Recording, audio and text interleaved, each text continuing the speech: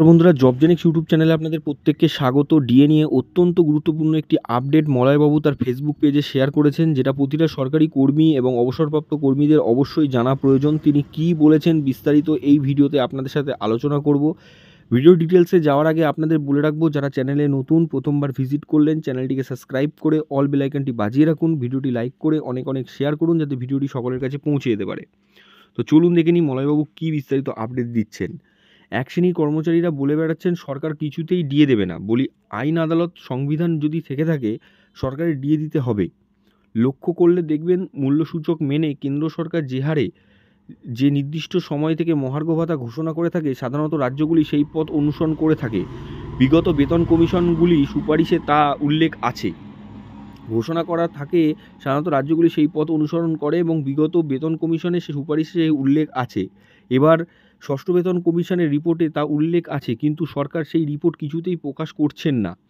এই লাইনটা লক্ষ্য করবেন যে ষষ্ঠ বেতন কমিশন, রাজ্যের ষষ্ঠ বেতন কমিশনে কিন্তু রিপোর্টে সেইটা উল্লেখ আছে, রাজ্য কিছুতেই প্রকাশ করছেন না। আপনারা প্রত্যেকেই জানেন যে ষষ্ঠ বেতন কমিশনের রিপোর্ট চেয়ে কিন্তু আরটিআই করা হয়েছিল বহুবার, কিন্তু রাজ্য সরকার তা কিছুতেই প্রকাশ করেনি। শেষ পর্যন্ত তা হাইকোর্টের দ্বারস্থ হয়েছেন এবং হাইকোর্টে সেই মামলা চলছে।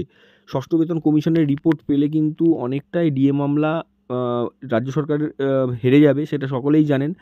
আরও কি বলেছেন, কি বলা হয়েছে আরও দেখুন। ফলে আজও মাননীয়ার ইচ্ছার ওপর ডিএ নির্ভর করছে, কিন্তু তা তো হওয়ার কথা ছিল না।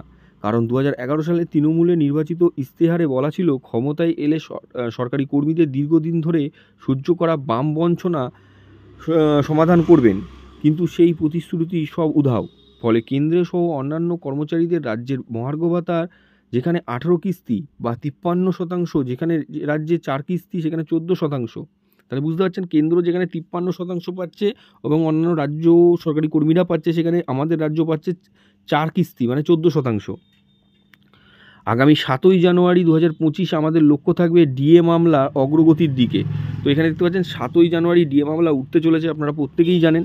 তো মলয়বাবু কী চাইছেন যে তাড়াতাড়ি ডিএ মামলাটা শেষ হোক। এই লেখানোর পর তিনি কিন্তু একটা কিছু পোস্ট করেছেন, এখানে আপনারা ডিটেলসটা দেখতে পাচ্ছেন এই পোস্টের।